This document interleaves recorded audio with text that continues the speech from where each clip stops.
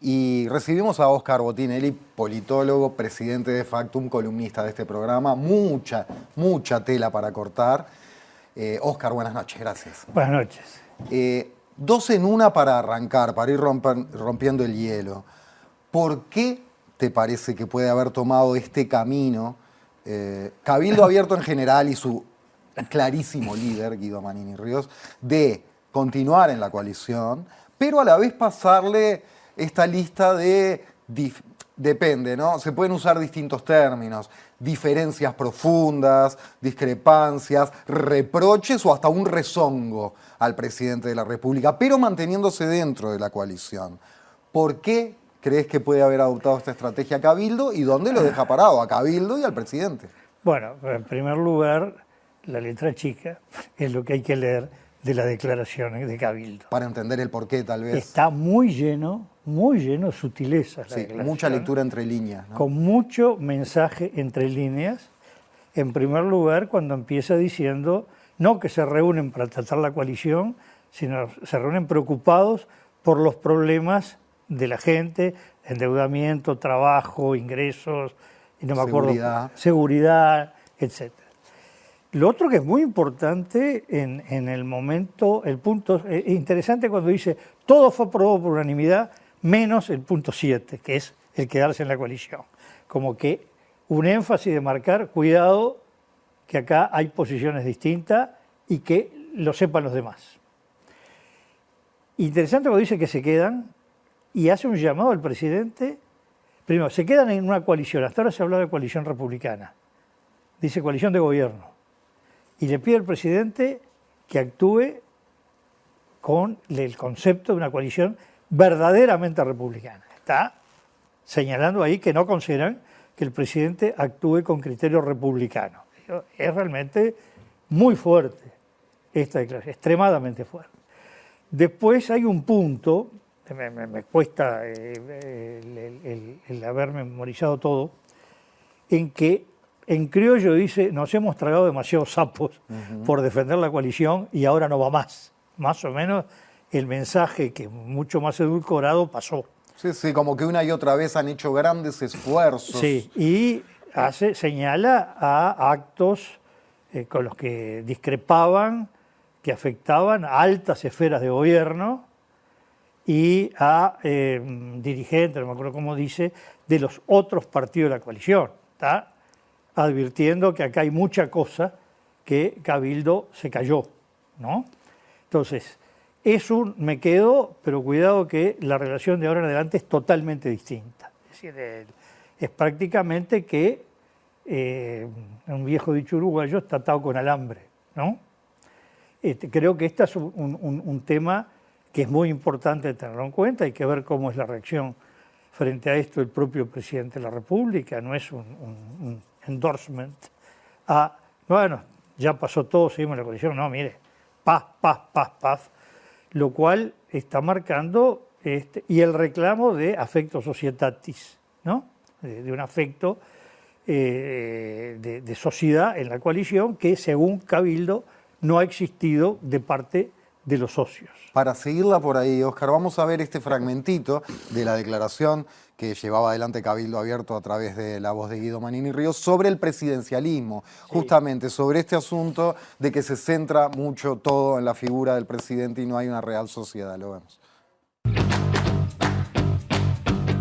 Los acontecimientos de los últimos meses muestran que a la coalición le ha faltado lo que se llama affectio societatis.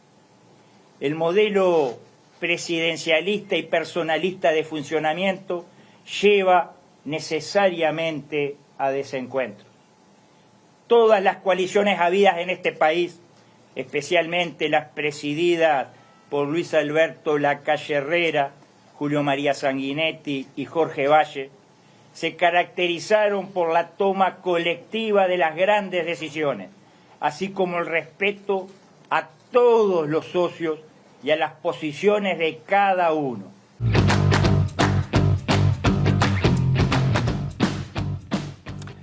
Como decías, Oscar, hay mucho para leer entre líneas, pero mucho para leer que rompe los ojos también, Sí. ¿no? Parece un aguijoneo, también comparándolo con otros presidentes, como diciendo, ellos sí sabían lo que era una coalición y manejarla. Sí, sí, efectivamente. Es fuerte, quiero decir, son fuertes declaraciones para después decir nos quedamos. Porque si es para romper, o si lo dijera alguien desde el Frente Amplio, uno lo entiende como más natural, no sé. Bueno, lo que pasa es lo siguiente, a ver, hay que analizar que en los movimientos políticos, en las movidas políticas, hay muchos matices, ¿no? Yo he visto algunos comentarios de gente que decía, bueno, pero si se queda, se queda, si se va, se va. Bueno, la política es mucho más complicada. Acá vemos que no, que hay otros No, caminos. Pero sí, quien vivió la transición democrática en Uruguay, el juego de matices entre el gobierno, llamemos la presidencia, llamamos el Partido Colorado, un partido nacional que tenía figuras no políticas en el gabinete y era como una especie de asociado desde afuera. Y un Frente Amplio que tampoco originalmente, hablo de los tres primeros años, estaba en la oposición, sino en la concertación, pero no en el gobierno. Fue un juego de muchísimos matices, ¿no? Es decir, hay que tener en cuenta que siempre las posturas son mucho más matizadas y acá es un paso casi, diríamos, como Cabildo hace una prueba de si este esfuerzo que considera que está haciendo es suficiente para continuar o no. Yo creo que hay que leerlo de esa manera, que acá viene un periodo de prueba, ¿no? Bueno, se puede y además claramente ha manifestado de libertad, ¿no? Como que ya no se tragan más sapos. Y sobre todo el último punto, o los dos últimos, uno que apunta a seguridad, a delincuencia, narcotráfico, donde habla la exigencia, no me acuerdo el tema, pero medidas urgentes, una cosa así habla. Y el último punto dice que Cabildo se pone a sí mismo un plazo a fin de mes. Estamos hablando 20 días, de si hay una solución legislativa al endeudamiento y que toma ese plazo, creo que dice algo porque la gente no aguanta más, algo no puede esperar, y porque es necesario salir a recolectar de firmas para impulsar un plebiscito constitucional. Vemos ese fragmento, Oscar, y la seguimos desde ahí porque fue otro momento importante hacia el cierre, ya con un condicionamiento de un tema político específico. Cabildo Abierto se ha dado plazo a sí mismo, no un ultimátum, plazo a sí mismo, hasta el fin del presente mes para buscar una solución legislativa urgente para los deudores irrecuperables y las personas incluidas en el clearing. Esta fecha responde a dos motivos. La gente no puede esperar y si no se alcanza el acuerdo parlamentario, tendremos que avanzar por el camino de la recolección de firmas para un plebiscito constitucional. De ahí el plazo que nos hemos impuesto. Y por allí van a ir nuestros esfuerzos en los próximos días.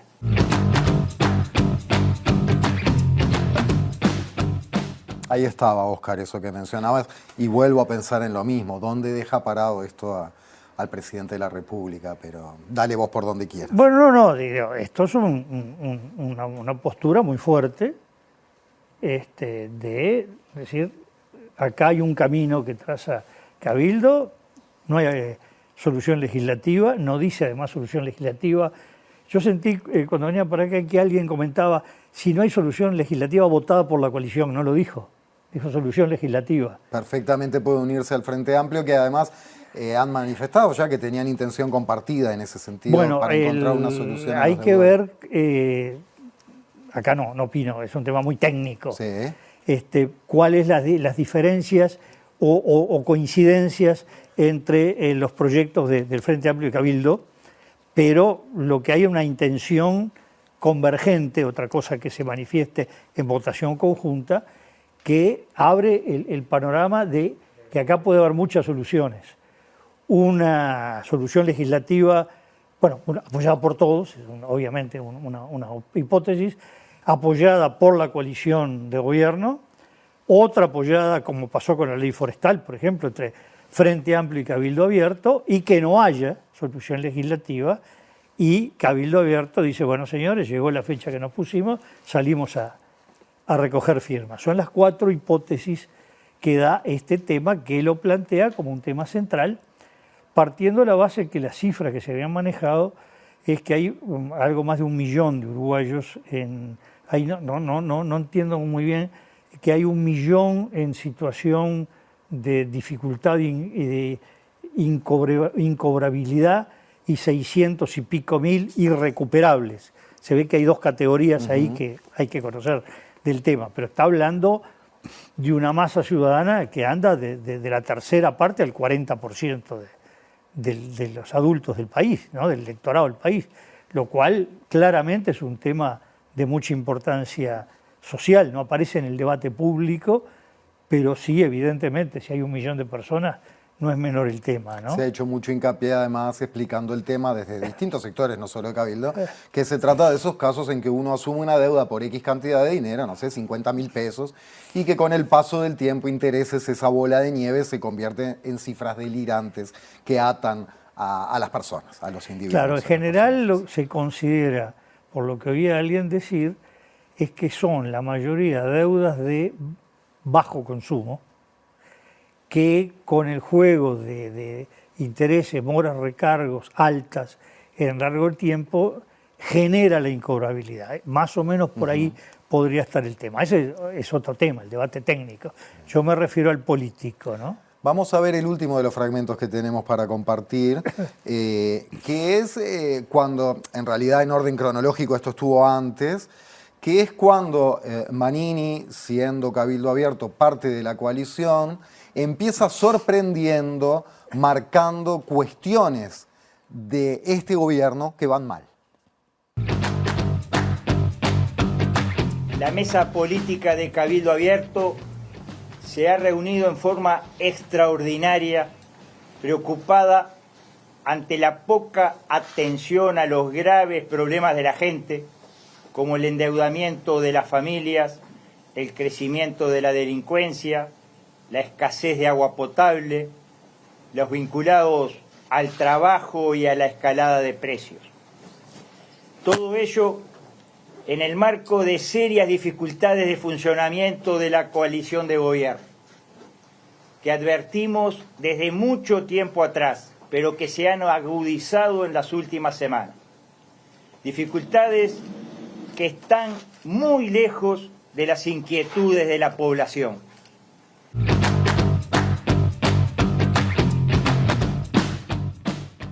Lo dicho, un inicio fuerte y sorpresivo, inclusive mencionando el problema actual de OCE, ¿no? Sí, de agua, sí, de OCE en el sentido de agua potable, ¿no? Bueno, claramente aquí han planteado una postura propia muy nítida, muy distinta, o de críticas a la postura que podemos llamar el oficialismo puro, varios párrafos de mención dura hacia el presidente de la República, y queda muy abierta cómo continúa ¿no?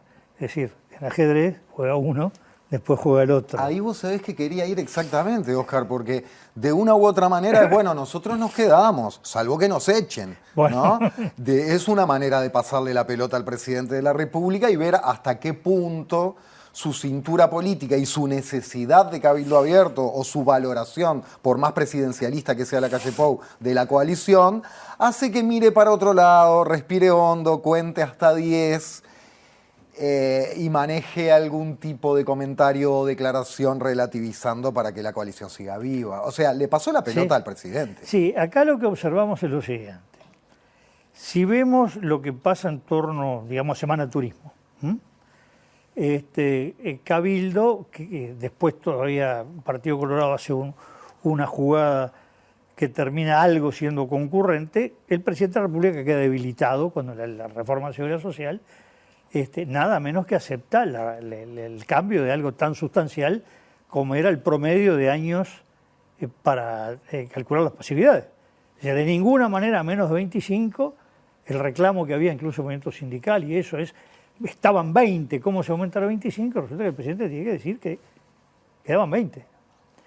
Y el Partido Colorado le agrega todavía el bajar con determinadas condicionantes la edad mínima de jubilación. No, quedan 65, pero pueden ser 64, que pueden ser 63, que entran escalones. Bueno, el presidente no salió bien, ¿no? Y ahora hizo una movida eligiendo un tema como es el de vivienda, que tiene el efecto que tiene cuando se toma un tema que es muy entendible por cualquiera, porque hace a la vida cotidiana de la gente, que es tener un apartamento, no alquilarlo, ¿no? Si se habla del puerto Montevideo, de UPM, ¿qué es eso? Pero hablar de cosas que está en el entorno de la vida es cuando la gente lo entiende. Y entonces ahí el presidente recuperó la iniciativa, salió muy fortalecido, ahora viene esta otra jugada y hay que ver cómo responde el presidente, que tiene claramente un abanico de opciones que va desde decir esto es inaceptable, pero ahí es él el que rompe la coalición, con lo que implica quedar en minoría parlamentaria, ¿no? Aclaremos que, dejando al lado el primer gobierno de Sanguinetti, que fue muy complicado porque sobre todo en los primeros 3 años no hubo gobierno y oposición, sino muchos escalones que iba desde el gobierno, la colaboración, la concertación. Dejando al lado ese, todos los demás gobiernos tuvieron mayoría parlamentaria. El Frente un poquito porque se había un diputado transitorio y bueno, si una votación no tenía mayoría alguien en todo ese periodo porque había un problema interno. Y valorar que en este momento se quede sin mayoría parlamentaria, pero cuando el Partido Nacional se va en el 2002, a fin de 2002, noviembre del 2002, del gobierno de Jorge Valle, se va del gobierno, deja los ministerios y dice continuamos en la coalición legislativa. Es decir, el gobierno como tal no perdió la mayoría parlamentaria, perdió una apoyatura al interior del gobierno. Esto está demostrando que si hay ruptura, el divorcio es total, ¿no? Con separación total de bienes, punto previa. En malos términos. En malos términos. Entonces, esa es una salida que tiene el presidente. La otra es, bueno, lo único que importa acá es que se quedaron. Sigamos por adelante. Y matices. Convivamos en las diferencias. Bueno, sí, y matices, que puede ser sí, pero usted juega el partido con 1 3/4 tarjetas amarillas, como dicen algunos cronistas deportivos, comentaristas deportivos, amarilla con peca, ¿no? Bueno, puede jugar en todo ese espinel. Por lo tanto, ahora es muy importante ver qué pasa en los días siguientes. Acá hay una serie, cómo reacciona el presidente mañana, o puede reaccionar con el más absoluto silencio, que también es una forma de hacerlo. Y además, ¿qué pasa con el Ministerio de Vivienda? En principio hay la designación de un ministro interino, la Constitución marca que debe ser sustituido un ministro siempre por un ministro de otra cartera o el subsecretario, pero allá no hay subsecretario tampoco, pero el subsecretario cae con el ministro, por Constitución. Pero lo volvió a nombrar. No. ¿Cuándo? Hoy mismo en la tarde, después de que cae, entiendo que lo vuelve a nombrar como subsecretario. Bueno, no sé, Queda de interino José Luis Falero, que es el actual ministro de Transporte y Obras Públicas. Está con 2 ministerios ahora, pero claro, es colorado y queda de interino en el de Vivienda. Y se me escapa el apellido ahora, Hackenberg. Tabaré Hackenberg Leñani. Aparentemente lo reafirma como subsecretario. Al redesignarlo lo afirmó. Sí, es muy raro, pero sería la primera vez que yo sepa la historia del país que se nombra un subsecretario en un ministerio interino. Porque los subsecretarios los nombra libremente el presidente. Ajá. Acá hay muchos matices que se han salteado. Sí. El presidente se pide una renuncia, hay que renunciar. El único caso en que un ministro está obligado a renunciar es cuando la Asamblea General lo censura. Y un ministro puede ser destituido solo de 2 maneras. Por la Asamblea General, después de haber censurado y no renunciado, mejor dicho, renunciado sí, rechazada la renuncia por el presidente. Único caso que conozco, si alguien conoce otro que me avise, Jorge Peirano Facio, fines de los 60, gobierno Pacheco Areco. O el presidente o poder ejecutivo, porque nosotros hemos tenido muchos modelos en este país, ¿no? Puede cesar a un ministro, destituirlo. Ocurrió 2 veces en la historia del Uruguay. Siglo XIX, Constitución de 1830, que no era parlamentarista, era totalmente presidencial, Santiago Vázquez, por lo menos la gente lo conocerá por el pueblo, por la calle. Y la segunda vez, 8 de enero de 1960. Y acá vale la pena la anécdota, porque marca el funcionamiento del sistema. Consejo Nacional de Gobierno, mayoría blanca, presidido por Echegoyen, número 2 Nardone. El colegiado herrero ruralista. Exacto. Pide la renuncia el ministro Enrique Erro, y Erro se niega a renunciar y se niega a firmar un decreto sobre industria azucarera. Y lo destituye. Segunda destitución en la historia del Uruguay. Y Erro reacciona y se va al Partido Nacional, y junto con él su círculo chico, en el que había un joven de 24 años llamado José Mujica Cordano, que consideró que no era válido el pedido de renuncia y que estuvo bien Erro en no aceptar el pedido de renuncia. Recordemos que Erro fue fundador del Frente Amplio, claro. Después termina el periplo y muere en el exilio, habiendo sido senador del Frente Amplio. Oscar, como una brevísima postdata por hoy, para cerrar. Me está marcando el tiempo. Hablábamos del presidencialismo y vos decías, como insistís siempre, ¿no? Las cuestiones más cerca de la cotidianeidad de la gente son las que más pegan. Pero el caso Astesiano sigue pegando, veremos qué tanto a la opinión pública o en las urnas después, pero apareció otra vez mencionado el presidente con la frase "Luis me dice al fondo con todo". Es un mensaje de Astesiano al actual jefe de la seguridad presidencial, el comisario mayor Ricardo Martínez Simones, en referencia a la investigación a Charles Carrera para apretarlo por la denuncia del puerto. Luis me dice al fondo con todo. Bueno, más allá de que esto no esté en la cotidianidad de la gente, parece muy fuerte la mención directa. Claro, yo hace 2 semanas, aquí, fue la primera presentación mía de este año, en la letra chica, dije que estos temas son un poco ajenos a la gente, sí, pero que el tema es que lo que hay que medir es que esto puede ir creando sombras. Entonces, lo que importa más que dijo o no dijo, qué, cómo, que está un poco más lejos, es, bueno, cuánto va ensombreciendo. Fíjense que no se habló de Astesiano, pero en la declaración de Cabildo habla, no me acuerdo de la frase exacta. Sí, altas figuras del gobierno, como diciendo... No, altas esferas del gobierno. Como diciendo, nos sacan roja a nosotros, a Irene, por esto, cuando hay cosas mucho peores y más graves. Y no sé qué de figuras de otros partidos de la coalición. Es decir, estos temas puntualmente no son lo de la cotidianeidad de la gente. Pero cuando se va sumando, genera un ensombrecimiento que eso puede jugar en algún momento, ¿no? Es decir, puede ir creando, no digo la gente que ya está muy convencida por un partido o por otro, seguro. Yo digo más el que de alguna manera mueve la aguja. Bueno, estas cosas pueden ir afectándolo.